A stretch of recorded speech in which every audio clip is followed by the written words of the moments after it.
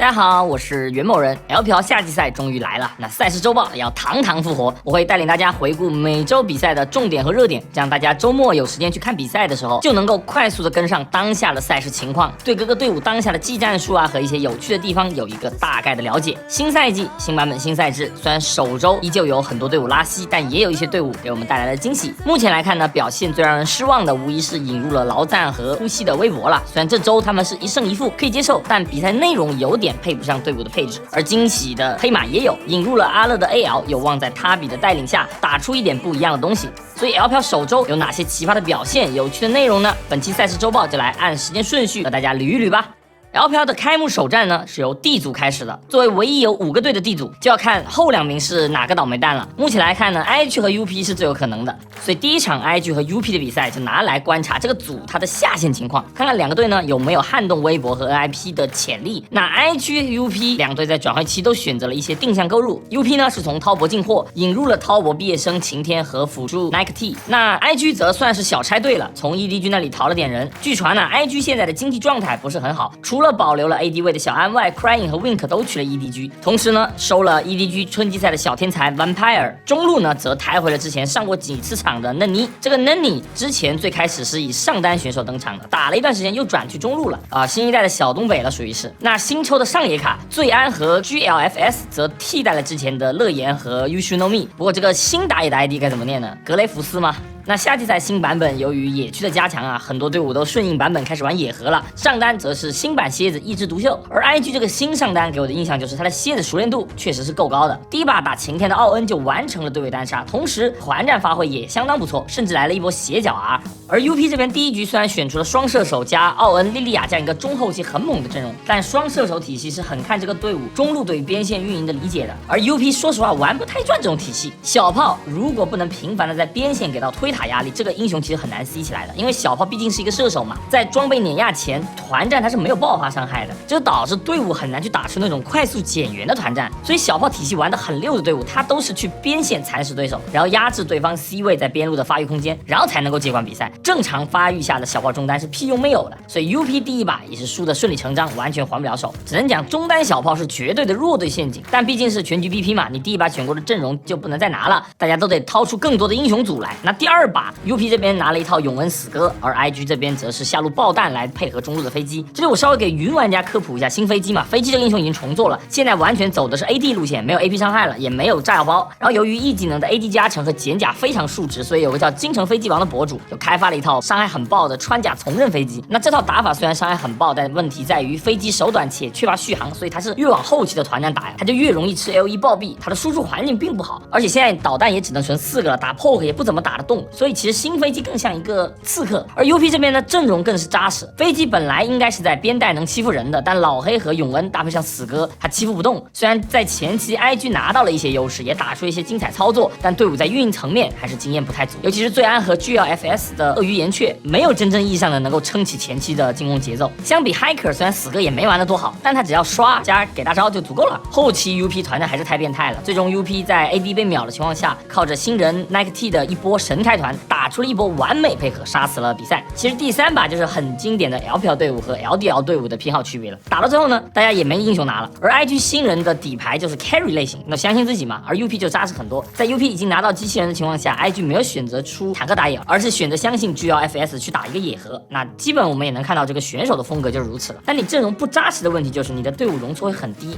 UP 也不是特别扎实的强队，所以他也会给一点机会。老兵多的 LPL 队伍一般是不爱主动出击的，主要就靠对手失误。而 LPL 新兵多的队伍虽然爱主动出击，但他们又会送。那新 IG 秉承着敢打敢拼的风格，第3把在很累的情况下，他硬顶到了远古龙，但很可惜拼场差了1滴血。在整体来看 ，UP 的运营能力还是稍微比 IG 要强一些的。而他们新引进的这个辅助 Nike T 表现也算是可圈可点吧，但也仅限于此了。2队目前来看短板都挺明显的，想进入甲组难度不小。而第2场就来劲了，小虎大战 Rookie 也更是引入了呼吸和 Tarzan 的新微博首战。如果你是微博粉丝，那你看完应该可以说一句，真是一场酣畅淋漓的吃屎啊！看似1比2的惜败，实则是0比3的惨败。第一局双方打的都挺幽默的，不局限于 AD 卡牌落地越塔被反杀，蝎子闪现过墙拉空气。当然最变态的还是 Fortic， 他延续了之前季后赛的传统，在拿下火龙魂加破微博3路的情况下，他的塞纳居然能够被蝎子裸开暴毙了，这波直接导致了后续给微博出去守男爵的空间。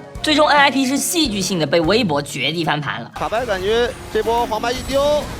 被闪现一了，他自己优势突到了补一下呼吸，伤害也很高。卡牌下一张牌丢到了呼吸，但是 Rookie 可能要死，大龙是豹女的，又击过来一个小卓有击。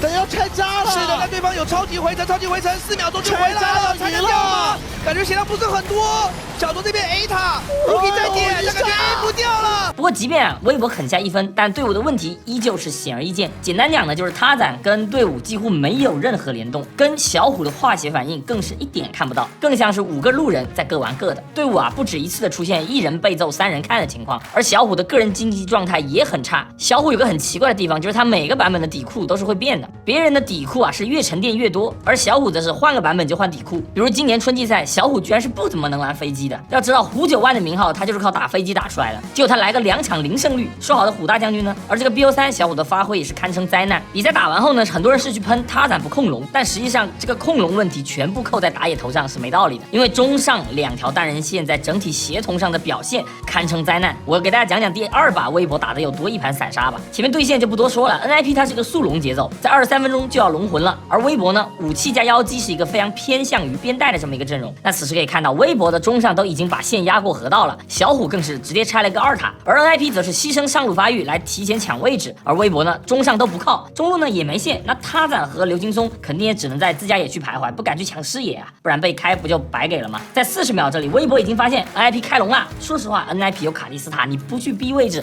挖掘机，肯定没办法抢龙。反观 Rookie 在双方准备进入肉搏的情况下，就已经交了 TP， 上路线都没清，而呼吸就摊了一个回城去补装备。小虎的妖姬更是一点团前 poke 都没做，就感觉所有人都在等别人出手，可你单人线不来，队伍的正面推不过去，你也不会有好的 TP 眼位，反正就是哪都不对。当然你龙魂放就放了，起码妖姬吃了个2塔，在单人经济上是无敌的。妖姬26分钟就大帽子了，这种发育对于妖姬这种英雄来说是很不容易的呀。虽然输了龙魂，但微博经济是一直领先的。小虎更是压了 Rookie 2500的经济，那小虎是怎么把他的个人优势回归团队的呢？小虎小虎这里被 Rookie 又换回来，这2个3个别人拿走 ，Rookie 单杀了小虎。那妖姬有点移位就算了，第3把小虎掏出来的会我都看乐了。怎么讲呢？跟他的永恩半斤八两吧，也是直接被 Rookie 完成了对位齐脸单杀。说实话，春季赛小虎就不玩会，当时我就觉得可能熟练度差一点嘛，老选手练新英雄慢一点可以理解。可他这把会的表现呢，很难不让人以为他是来练英雄。实话讲，虎子的这个出装和天赋带的就比较小众吧，有自己的味道。只能说想不到 LPL 的第1天就给我们整了一个看似1比2，实则0比3的比分，而配置相当不错的微博目前来讲问题多多，团队的协作是没有的，个人的状态是低迷的。只能说他们要是继续维持这个状态能不能进甲组还真不好说了。当然微博的亮点也不是没有，比如刘青松的这个新发型还是蛮帅的。周日的比赛呢是来自 B 组的 RNG 和 WE 与 C 组的 Top 与 RA。RNG 的夏季赛是送走了呼吸换来了 ZDZ，AD 则是从林伟翔变成了幻风。说实话，林伟翔夏季赛再拉，起码也是 LPL 常驻 AD 的水平。幻风之前在 TT 都被迫转辅助了，所以 RNG 这次转会如果没有太好的化学反应，大概率是奔着乙组去的。相比呢 ，WE 的动作就多了不少。首先是游走 P 爱好者汪迪离队了，换成了 Mark， 然后呢把 RNG 做替补的 AD、LP 收过来和 Stay 做轮换，而教练战马也离队了。整体来讲呢，符合 WE 的战队调性，主打的就是培养和捡漏。那对于60亿来讲啊，这种阵容也习惯了，凑合着过呗，还能离咋的？好在细水长流的 WE 第一场就痛击了 RNG， 而且是2比0的横扫。当然并不是 WE 打得多好，而是 RNG 实在太逆天了。我只能说 RNG 真的是一个自带流量的队伍和汤圆同样发挥的 Fisher 在 ED 区1个赛季就滚蛋了，而汤圆不但能够坐稳首发，甚至还能收获各种有趣的梗。只能说老牌俱乐部招牌的含金量是真的高。这场比赛游戏内容没太多能聊的 ，RNG 的种野节奏输的非常常多。汤圆被 FOFO 队爆的不行。而从 BP 内容来看 ，RNG 目前最倚仗的依旧是下野这2条路。第一把的时候 ，RNG 的 BP 策略就是我把版本超级强的蝎子给你 WE， 来换取下路自己擅长的维鲁斯加泰坦。同时呢，我 RNG 自班会，我去抬小炮的优先级，逼 WE 去拿小炮，然后再用汤圆的杰斯来解。因为全局 BP 嘛，所以 FOFO 第2把就不能玩小炮了。这样小炮的对局呢，我又可以玩。看得出威应该是练了不少 AP 英雄的，但问题出在第一把 FOFO 的小炮作用就完爆了 Counter 的杰斯。本来泰坦加皎月这样一个野辅环战小炮没那么好空间的，但你中路输线直接就导致了野区沦陷，皎月挨大树入侵还被打死，那这怎么玩呢？汤圆幽默的还不止对线啊，他团战更是死得非常自然。第一把输就算了，实验一下皎月可以理解。那 RNG 拿到小炮加死哥这样一个比较版本的中野后，又是什么发挥呢？一坨，你无法相信队伍里唯一的男爵 buff 拥有者能够死得如此自然。当然，非自然的死亡 RNG 也是有。没什么可以把俺击退。相比之下 ，WE 就正常多了。虽然 LP 出现了一些对线期大意给机会的情况，但整体来看 ，WE 的中上两条线强度还是很在线的。FOFO 的稳与大黄的皮，让整个队伍的上下线都得到了一定的保证。不去和那种最顶配的战队比，其实 WE 的配置已经是算相当优质了。2-0 WE 是很轻松的击败了 RNG。虽然 RNG 中期经济有过领先，但实际上这种队伍啊，有优势也组织不太起来进攻的，连微指导都这么急了。而滔博与 RA 的比赛呢，其实比 RNG 这场更无聊，因为滔博比 RA 整体强太多了。滔博本身的配置在 LPL 就是顶格，转会期呢也是对赛训组进行了一个补强，找来了 EDG 的冠军教头茂凯和希叶。虽然 RA 这边也引入了小豪跟上单的小徐组成了双小组合，但实际上 RA 毕竟还是那个年轻的 RA， 打滔博啊碰不了一点。唯一值得提的就是 BP 上，基本现在的比赛就是蝎子放出来肯定蓝色方要一抢，而你上单有什么解就很重要了。而369呢上来就是一手铁男，跟一些比较云的观众再补充一下吧，铁男现在加强后啊，大招已经不能再被水银解了，包括船长的橘子这些小技能都解不了了，所以现在铁男功能性和强度是真的可以，算是滔博面对强势英雄蝎子的一个解。因为蝎子打铁男，铁男是能 free farm 的，他也不怕抓，而水银解不了后呢，正常发育的铁男他对 C 位的威胁实在有点太夸张了，只能说咱们铁男玩家太有操作啦。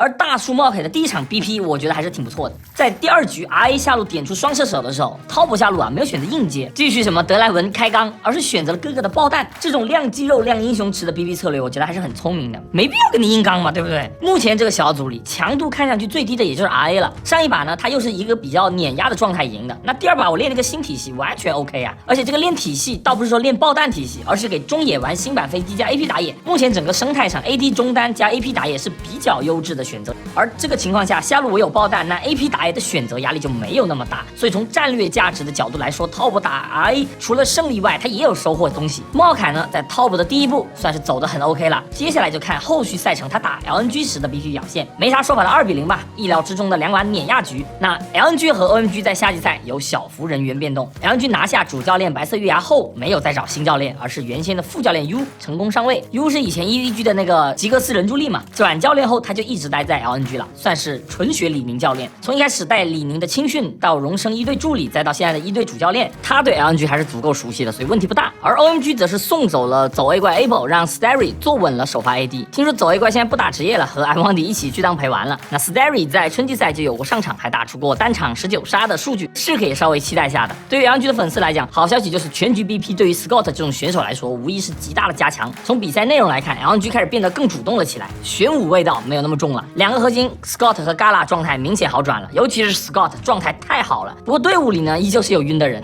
弄了个脆弱的大招，拉也只拉了个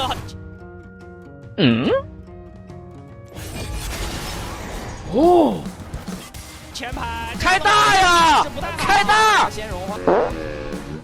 只能说有的人啊还是得加大药量。当然 LNG 虽然存在团队判断和协同上的问题，但个人能力还是能够碾压 OMG 的。LNG 在1抢妖姬之后啊 ，OMG 第2手就点了卡牌，卡牌也算是 OMG 春季赛就玩的比较好的体系了。用 AD 卡牌来搭配死格野合算是可以理解吧，但问题在于呢 ，Scott 的妖姬个人能力太强了。我依稀记得 S7 让2追3他的妖姬是如何带队翻盘的，5级他就完成了对 N9 的线杀。OMG 这个 BP 其实就是看卡牌发育的，如果卡牌能够有节奏拿优势，配合死格。他是可以在边线看住妖姬的，但对线就爆了，那后面带也带不了，团也没声音 ，N9 直接是被对位 MVP 了。目前来看 ，OMG 问题还是队伍里缺乏绝对核心 ，Cube 和 N9 都不是能够担当绝对核心的类型，而打野小方和 AD Starry 虽然尝试完合，但都不够突出。OMG 呢，属于什么都有，但都比较一般的感觉，有点卡住了。而在同组还有滔博和 LNG 的情况下 ，OMG 想要进入甲组压力不小。2-0的平推啊，虽然不能说 LNG 已经找回了他们该有的位置，但起码没有逆天运营和决策了，一些操作问题我倒是觉得还好，期待他们后续打 top 的表现吧。那微博打 IG 这场就逆天多了，劳赞的到来增添了微博的玄武属性。从上一场微博打 NIP 的表现来看，他们能跟 IG 打满3把真不意外。微博一如既往的散，就给大家看一组镜头就懂了。第一把19分钟 IG 的这个越塔挖掘机名牌踢这个炮车线，此时小虎在下肯定能单吃一个下1塔嘛，而 Light 呢在中，他才呢也在下半区，能保上路的只有辅助，你蝎子也不可能反打，对吧？而地图上只有对面的维鲁斯在中路打线，人家都亮 TP 了，直接走呗。蝎子有闪有翼，真的是随便走的。可呼吸啊，看到这个 TP 亮起来，居然还在塔下悠哉的补塔刀，然后就很简单的被 IG 一波4人包夹越掉了，就有点太自然死亡了，甚至可以说莫名其妙，感觉就是各打各的，各刷各的，沟通什么的完全没有。打 IG 这种新兵阵容，到20分钟微博甚至都是落后的，没有一点节奏可言，足以说明微博现在前中期打的有多烂了。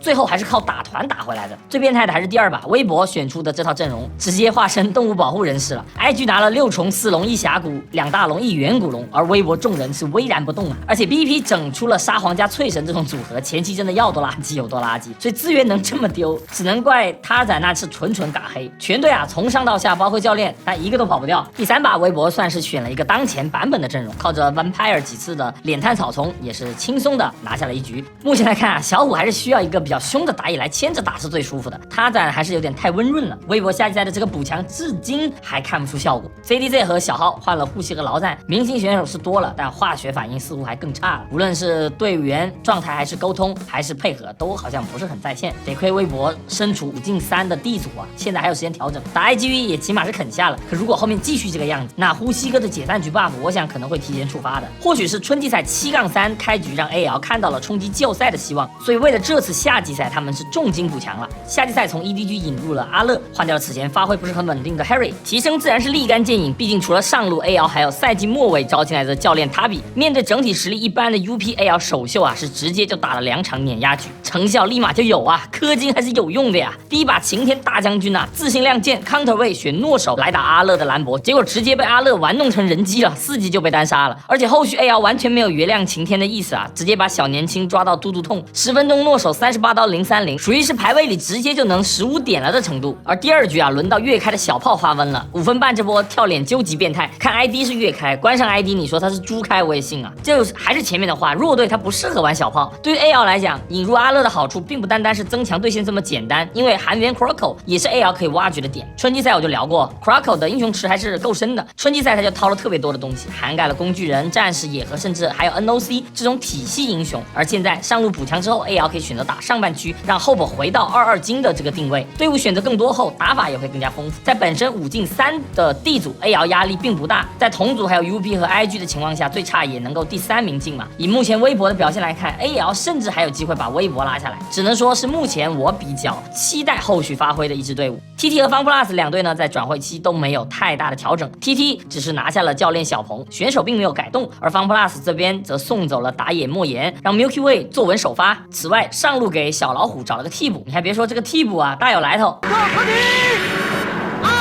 和平。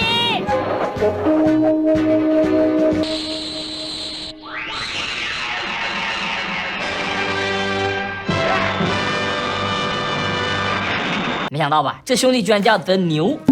那 A 组首战 FunPlus 是让1追2战胜了 TT， 这个 BO3 算是这一周里比较激烈的了。第2局啊，甚至超过了50个人头，两边都很敢操作。但现在这个版本对 FunPlus 来说并不是很友好，野区豹女、死哥、破坏王这种野核英雄横行，每个队伍对于野核打法都有研究和应对。像 Milky Way 春季赛那样，我用野核去吃你工具人的优势对位，现在很难见到了，它不再是人无我有。像第1局银河的豹女打北川的破坏王，打到8分钟，他的豹女甚至都没有刷过破坏王，经验还落后了1级。这种情况下 FunPlus 是很难受的，尤其辅助还是一个布隆，哪怕后面 Milky Way 的豹女打到了4-0-1，但刷野数和等级都一直是比破坏王低的。这种豹女啊，只要一波团打熟，那优势就全吐出去了。20分钟 TT 就等来了一波好团，球球打4个，蝎子打2个，接着妖姬和 EZ 进场收割 ，TT 很轻松的就打了一个1换5加大龙，游戏结束。虽然 TT 这个队伍很不稳定，但 Yuko 的激情还有川岛的敢打，实际上队伍的冲击力是有的。但问题在于呢，这个队伍你只需要看住 Yuko， 不让他束缚，那 TT 其他几个人就开始会送了。那 FunPlus 我在春季赛就聊聊过 ，Life 的英雄池选择是一个助力野区很大的一个优势，他的英雄越怪，他赢得越快。后面选机器人选派克，味道一下子就对了。TT 也是挺变态的，4-0开局的厄斐琉斯是没人管的，一个大人头很轻松的就送了。32分钟 TT 强行 rush 男爵，结果又是机器人站了出来，人群之中勾回 AD， 一波团战大胜让FunPlus拿到了电龙魂 ，TT 正面就完全接不动团了。最后一波后亚的 TP 绕后也是主打一个收支。第3把开局3分钟，FunPlus 就打了一个完美的4爆2，无论是伤害还是扛塔都计算的刚刚好。这波谁扛塔呢？不成功变成人，先勾个球球，想用球球定到，球球直接反手定了一下。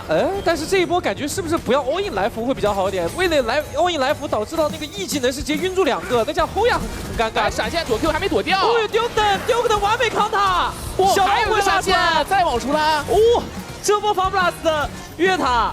而且 Duke 蛋的这个箭是真的准9分多钟射中中路秒一个，13分钟又是一发神箭开了波好团，直接就把 TT 的前期节奏全部打碎了。22分钟 FunPlus 把大龙一拿，经济领先，几经接近1万了。TT 很经典的一鼓作气，再而衰，三而竭式的失败。现在我不认为 FunPlus 最大的倚仗是银河的野河了，而是他们的下路组，他们跟其他队伍真的不太一样。Duke 蛋选让他自己 C 的英雄是不好赢的，而 Life 选正常辅助也不好赢，但 FunPlus 下路一旦开始给你整点非常规，那他们就很好赢了，所以期待他们在全局 BP 下后续的表现吧。周3的比赛它其实只有1场是有趣的，但肯定不包括老干爹。W 的第2场定组赛面对的对手是转会器没有声音的老干爹。怎么讲呢？我们观众是这样的，只需要在屏幕前看乐子就行了，而老干爹要考虑的可就多了。面对 WE 这场定组赛老干爹也是非常日常的被清取了。2场比赛老干爹都没有组织太多有效的进攻，虽然比赛时间都过了25分钟，但老干爹2场一共就拿了6个人头，又龟又闷又没配合，团战基本是一碰就碎，一句话叫做赖着不走。而 WE 这边发挥很稳定打个老干爹没啥问题。值得一提的是，他们同样是放蝎子拿铁男来打。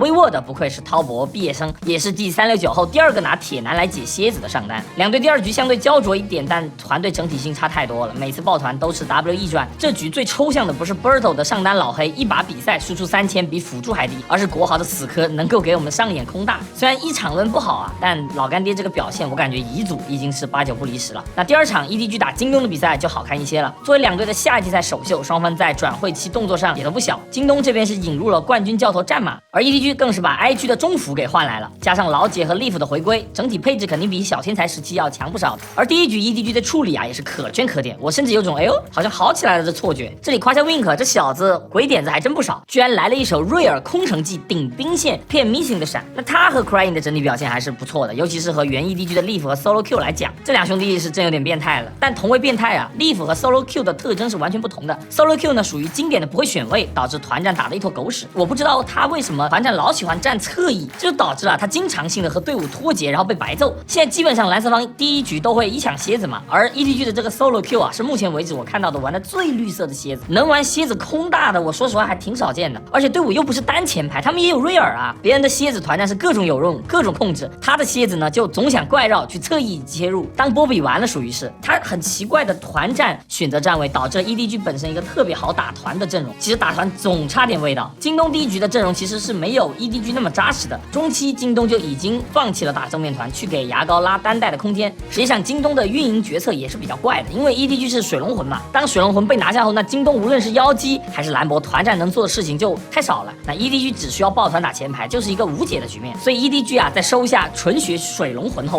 我以为他们都要拿下了，但关键先生 Leaf 站了出来。为什么我说他的变态和 Solo Q 不一样？ Solo Q 属于那种坑起来不声不响的类型，有问题但不细看感觉不出来，而 Leaf 给我的感觉就是他特别想亮眼，想做亮皇，想玩帅的，他的每次操作决策都是奔着秀去的，而不是赢。就利弗打团，只要能一直在那边 A 的话，你是赢不了的。在有水龙魂的情况下，这波远古龙团，我说实话，我很难想象京东的赢面，何况卡莎他还有金身，你未想锁头也很难40分钟这波远古龙团，安妮也已经在开场就打残了妖姬，然后正面团呢，兰博和魏也很难威胁到卡莎。我怎么看 EDG 都是胜券在握结果 EDG 2个小天才开始了逆天决策 ，Solo Q 选择 TP 绕后，你他妈的盲僧玩是吧？然后 Leaf 更是一马当先，飞进去拉了一炮大的。朱乐被钳到了，朱乐交了个闪现，直接被大招给拉到，但是 Leaf 这个中亚是不是有点失误了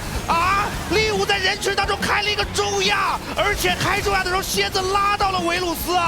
那好像出问题了，这波我打前排能憋死你吗？能憋死你吗？能憋疯。当然，赛后高指导也给予了 Leaf 这一波高度的评价。当时也是有点乱，我就好像是对面有什么东西飞进来了，就赢了，就抓住了那一个机会。第一局双方僵持大战 ，EDG 没有拿下后，那第二局很快就一泻千里了，开始各种操作变形，利弗更是致敬了马踏飞剑，而京东第二把状态越战越勇，卡纳比第一把的位其实是有点上头的，但第二局的盲僧就开始各种操作乱秀了，而圣枪哥的蝎子更是比 Solo Q 高到不知道哪里去，就很顺畅的拿下了第二把，0-2，EDG 出师不利，而京东则收下开门红。不过我觉得 EDG 能够维持第一局的表现，减少失误，它更稳定一些，我觉得后续的竞争力还是有的，毕竟。已经在谷底了，怎么走都是向上，所以直接重仓空进去，操你妈，死了算了。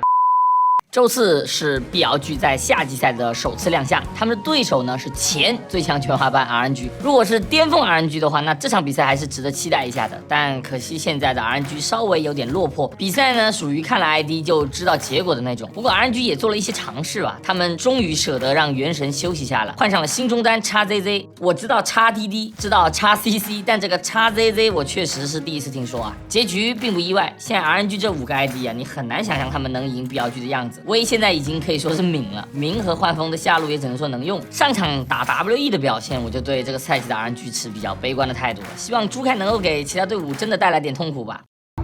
这个赛季让我拍过 emo 小视频的这些队伍，我希望让他们在下个赛季也能体会感受我现在的心情，好吧？那第一场 BLG 已经选了一个挺疯狂的阵容，如果辅助不是牛头，那真的就发狂了。只能说朱开被 ON 骗了。当时看到 BLG 1楼拿艾希，我就想不会又是双射手下路吧？没想到还是给到了明一些尊重的。MSI 的痛啊，确实是给他们带来了一些成长。不过 BLG 打 LPL 级别的队伍，确实不需要做太复杂的 BP 策略，基本是见招拆招就行了。所以第一把甚至算是一个全 AD 阵容 ，AP 它全靠不稳定的豹女来提供，但它就是能赢啊。第二把也是属于秀肌肉了 ，ELK 的爆弹，左手的永恩。其实这周整体偏平淡的原因在于定组赛啊，把强队都区分开了，然后就导致了很多虐菜局，实力相近的反而是中下游队伍。下周如果继续是这种差距太大的纯虐菜，我就不聊太多了。好在定组赛打完就不用担心这个问题。同一天的 RA 和 OMG 其实打的是很激烈的，最终 RA 是让1追2击败了 OMG， 拿到了关键1分。OMG 还是前面说的问题，队伍的进攻核心点是没找到的，所以大部分对局都是拖和刷，尤其是 Angel 稳有余而激进不足。前2把双方都达到了远古龙，虽然不是因为远古龙才决定的胜负，但能拖到远古龙，也说明两队终结比赛能力之差。OMG 这个队伍怎么说呢？很多时候是真不太愿意去操作，可能团战掉了一个前排，后排就算了，开始打运营置换了。这种好处是呢，队伍不会因为一波就把游戏给送掉，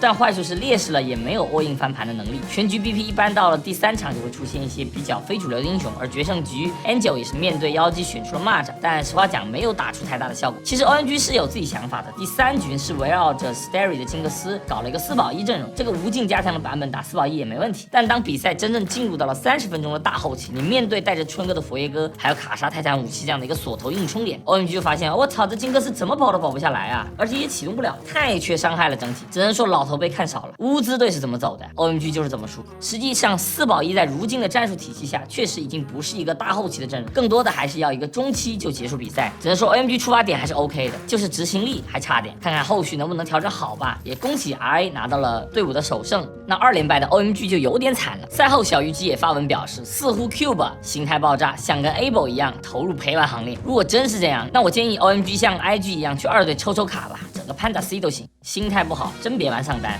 那本周作为 LPL 定组赛的首周，整体来讲比赛观感还是乏善可陈的。强队弱队的表现整体来说维持春季赛的基调，除了微博有点不稳外，春季赛排名靠前的队伍在夏季赛也依旧保持了不错的竞争力。我觉得定组赛尴尬就尴尬在过去常规赛会决定季后赛的排名，越靠前的队伍为了复活甲就越不能输，而定组赛呢，在水平差距够大的情况下，即便输个1-2场也无所谓，毕竟后续是清零嘛。目前来看，垃圾比赛并没有因为全局 BP 得到太大的改善，可能这样有刺激，得等到有强队翻车后算积分环节。那本期的赛事周报就到这里，我是袁某人，LPL赛事周报每周4、5更新，我们不见不散，拜拜。